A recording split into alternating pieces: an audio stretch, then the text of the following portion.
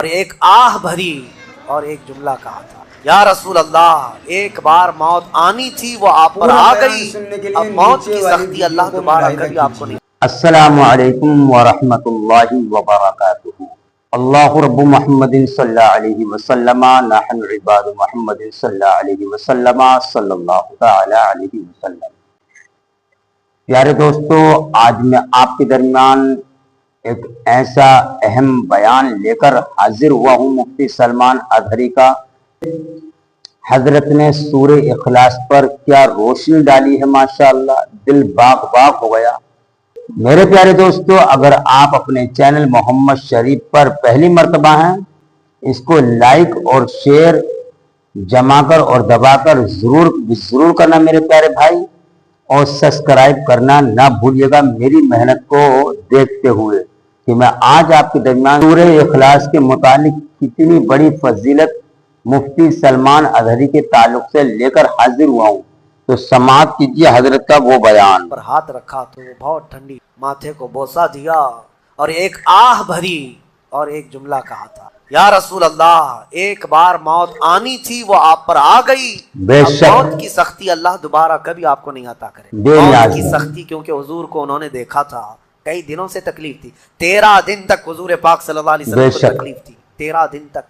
حضرت ابو بکر کہتے ہیں، یا رسول اللہ اب موت کی سختی دوبارہ کبھی نہیں آئے گی، جو اللہ کا وعدہ تھا وہ پورا ہو گیا۔ پورا کھل کر کے بے رو بھی شک۔ نہیں پا رہے تھے ابو بکر صدیق، اور ستار اپنے بھی ہے۔ دبا بھی نہیں پا رہے تھے۔ موت کی سختی انہوں نے دیکھا اور اس کے بعد کہا، اے عائشہ کیا دیکھ رہی ہو، اللہ کے رسول ہم سے رخصت ہو چکے۔ پھر بے انہوں شک۔ نے آ کر مسجد میں اعلان کیا، اے لوگو اللہ کے نبی کا انتقال ہو آہا۔ چکا۔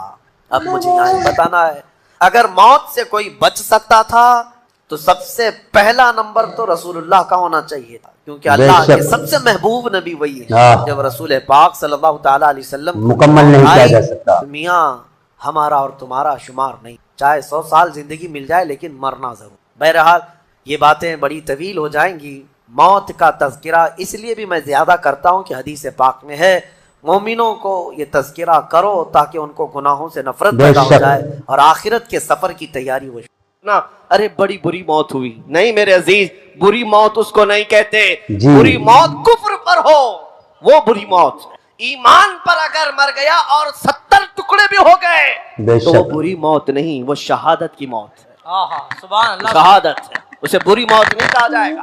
جنازے اپنے باپ کا جنازہ لے جانے والا بیٹا بھی تختیاں بند کر کے قبر کی مٹی ڈال کر کے جب گھر آتا ہے، بے شک۔ میت پکار رہا ہوتا ہے، اسے سب چیزوں کی خبر ہے، لوگوں کے چلنے کے چپل کی آواز تک مردہ سنتا ہے، لیکن اتنی تاریک قبر، ہاتھ اٹھاؤ تو ہاتھ نظر نہ آئے، اور ایسے دفن کر کے آتے ہو، جی۔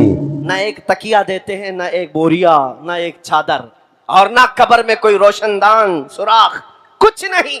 یہ باتیں میں کیوں کہہ رہا ہوں، توجہ، جب تم اپنے دوستوں کو بھی جاتے ہوئے دیکھو گے، تو میں دفن کرنے والا بیٹا بھی جاتے ہوئے دیکھو گے، بھائی بھی جاتے ہوئے تم دیکھ رہے ہوں گے، قبر کے اندر جی۔ سب چھوڑ کر چلے جائیں گے، اندھیرا اندھیرا اندھیرا قبر کا۔ اس اندھیری رات میں اگر کوئی روشنی لے کر آتا ہے تو تاجدار سبحان مدینہ، اللہ۔ سبحان اللہ۔ میرے سبحان آقا صلی اللہ۔ اللہ تعالی علیہ وسلم کی ذات ہے، کیا بات ہے۔ اس قبر کی اندھیری رات میں وہ روشنی لے آئیں گے۔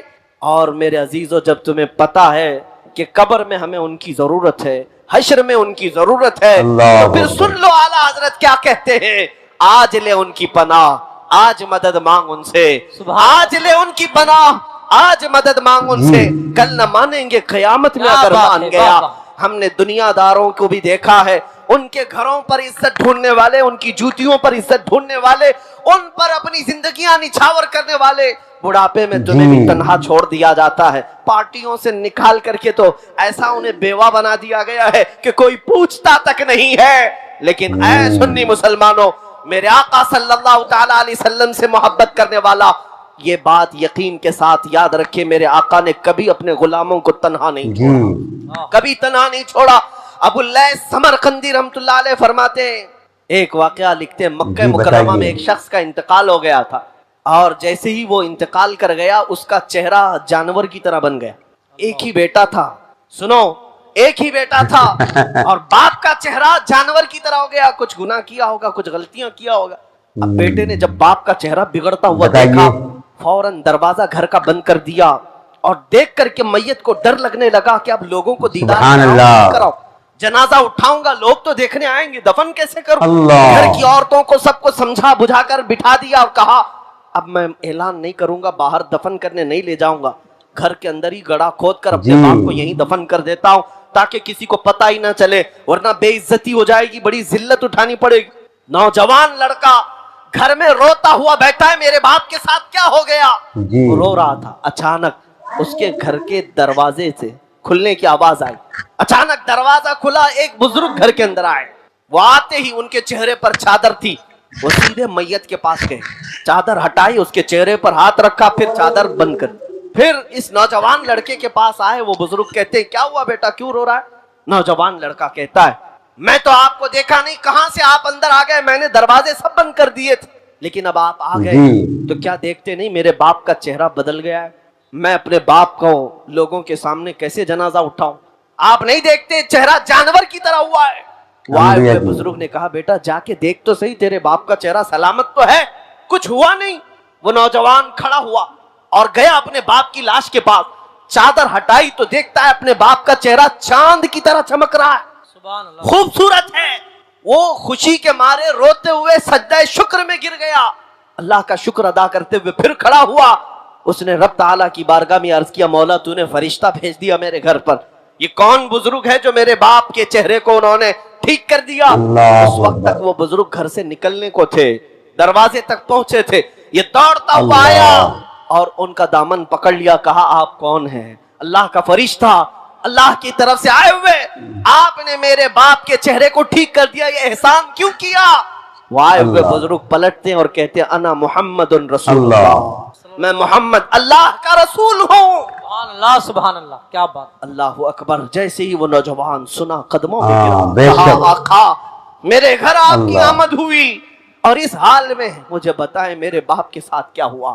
اللہ کے نبی صلی اللہ علیہ وسلم فرماتے بے ہیں شک۔ تیرے باپ کا کوئی ایک گناہ ایسا تھا جس سے مولا ناراض تھا، رب قدیر غضبناک تھا، آسانی سے نہیں ہے۔ جیسے ہی تیرے باپ کا انتقال ہوا مولا نے اپنے غضب کا اظہار اس کے چہرے پر کیا، تیرے باپ کا چہرہ بدل گیا، لیکن اے نوجوان جی۔ تیرے باپ کی بتانے ایک سے۔ اچھائی تھی، ایک اچھائی یہ تھی کہ تیرا باپ اس وقت تک بستر پر سوتا اللہ نہیں تھا اکبر۔ جب تک 100 مرتبہ مجھ پر درود نہیں پڑتا تھا۔ ہاں ہاں، کیا بات ہے، واہ واہ واہ، حضور فرماتے ہیں روزانہ اس کی عادت تھی، گناہ ہوں گے لیکن اپنے نبی کو یاد کیے بغیر سوتا نہیں اللہ۔ تھا، جو جی، فرشتہ اس کے حالت درود یہی مجھ ہوتی ہے۔ تک پہنچاتا تھا، آج وہ فرشتہ آ کر کہنے لگا غضب ہوگا یا رسول اللہ، آپ پر درود پڑھنے والا وہ بندہ آج مر گیا لیکن مولا کے جلال کا شکار ہوا، اللہ کے غضب کا شکار ہوا ہے، اگر آقا آپ اس پر رحم نہ سبحان کریں گے اللہ۔ تو دنیا بعد میں تانا دے گی،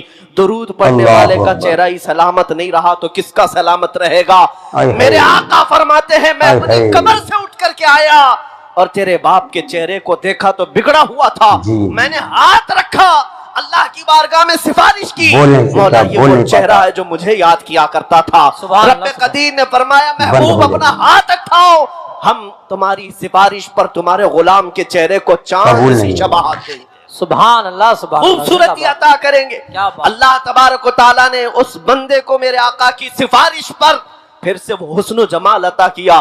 میں یہ بات ایمان جب لائے۔ پڑھتا ہوں آنکھیں بھیگ جاتی ابھی ہیں، ایمان قبول۔ اسی لیے پھر بریلی کے امام کی بات یاد آتی ہے، جو نہ بھولا ہم غریبوں کو واہ، رضا، واہ، واہ۔ جو نہ بھولا کیا ہم بات ہے۔ غریبوں کو رضا، یاد اس کی اپنی عادت کیجئے۔ سبحان اے اللہ۔ مسلمانوں میں آج پھر سے تمہیں قریب لا کر کے کہتا ہوں جی۔ ادھر ادھر مت دیکھو، اگر تمہارے دردوں کو کوئی آج سمجھنے والا ہے، تمہارے غموں کو اور تمہارے غم کی بالکل۔ داستان کو کوئی اگر سننے والا ہے تو وہ میرے آقا کی ذات ہے، وہ تاجدار مدینہ کی ذات ہے۔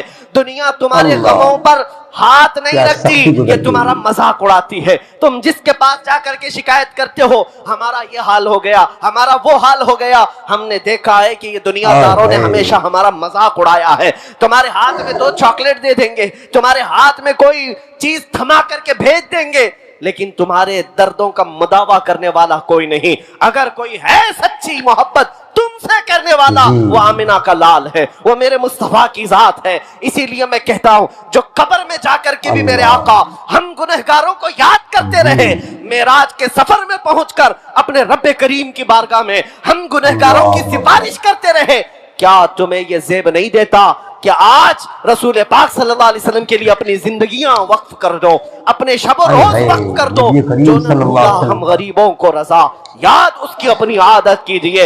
اب میں اپنی گفتگو کو سمیٹتے ہوئے ایک بات ضرور کہوں گا, میں تمہارے جذبات کو بیدار کرنے کے لیے آیا ہوں. اگر کسی کے اندر بزدلی ہے, خوف ہے تو نکالو.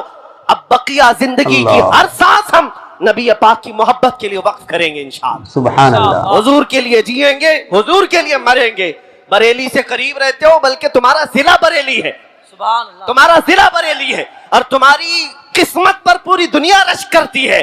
ہم تو بہت دور ہندوستان کے ساؤتھ سے تعلق رکھتے ہیں, ہمارا آبائی وطن کرناٹکا ہے, لیکن مصر میں جائیں, مدینے میں جائیں, لوگ ہم کو بریلی سے پہچانتے ہیں. کیا بات ہے, واہ واہ. کیوں؟ اب تمہارا حق زیادہ ہے. بریلی کے رہنے والے, بریلی کے امام کے قریب رہنے والے, اس نصیحت کو یاد رکھو. اس بریلی کے امام نے اپنی محبت تمہارے سینوں میں نہیں ڈالی, پوری زندگی بھر قلم چلایا ہے تو میرے مصطفیٰ کی محبت تمہارے سینوں میں ڈالی. نعرے تکبیر, اسی لیے نعرے رسالت, عشق محبت, عشق محبت, نبی رے اعلیٰ حضرت. اسی لیے پوری دنیا آج یہ برملا کہتی ہے, ڈال دی قلب میں عصمت مصطفیٰ سیدی اعلیٰ حضرت پہ لاکھوں سلام. اس بریلی کے امام کی یہ نصیحت یاد رکھو. کیا نصیحت؟ انہوں نے یہ سبق دیا تھا, دہن میں زبان تمہارے لیے. یا رسول اللہ, دہن میں زبان تمہارے لیے, بدن میں ہے جان تمہارے لیے, ہم آئے یہاں تمہارے لیے, اٹھے بھی وہاں تمہارے لیے. یہ زندگی گزارنے کا طریقہ, یہ زندگی گزارنے کا طریقہ ہے. جس دن تم بیدار ہو جاؤ گے, جس دن تم کھڑے ہو گئے, یہ دنیا پھر 100 سال کے لیے سونے پر مجبور ہو ہی جائے گی. آج دیکھ لینا, یہ ہماری قوم بیدار ہوئی ہے انشاءاللہ العزیز. اب یہ بچے خاموش نہیں رہیں گے. جواب دینے کا طریقہ صرف تلوار, چاقو, چھری نہیں ہے. ہم ان چیزوں کا استعمال کرتے نہیں. ہمارے پاس جو طاقت ہے وہ عشق مصطفیٰ کی طاقت.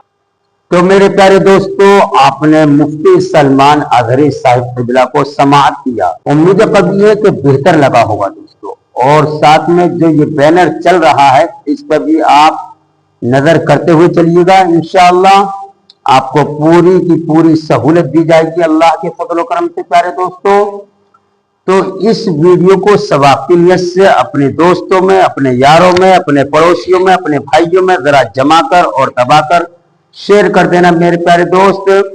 اور اپنی رائے کمنٹ کے ذریعے ضرور دیجیے گا کہ میں ایسی ویڈیو اور بناؤں یا اس سے بہتر اور آپ کو نالج پہنچانے کی کوشش کروں. تو میرے پیارے دوست, آپ سے یہی امید قوی ہے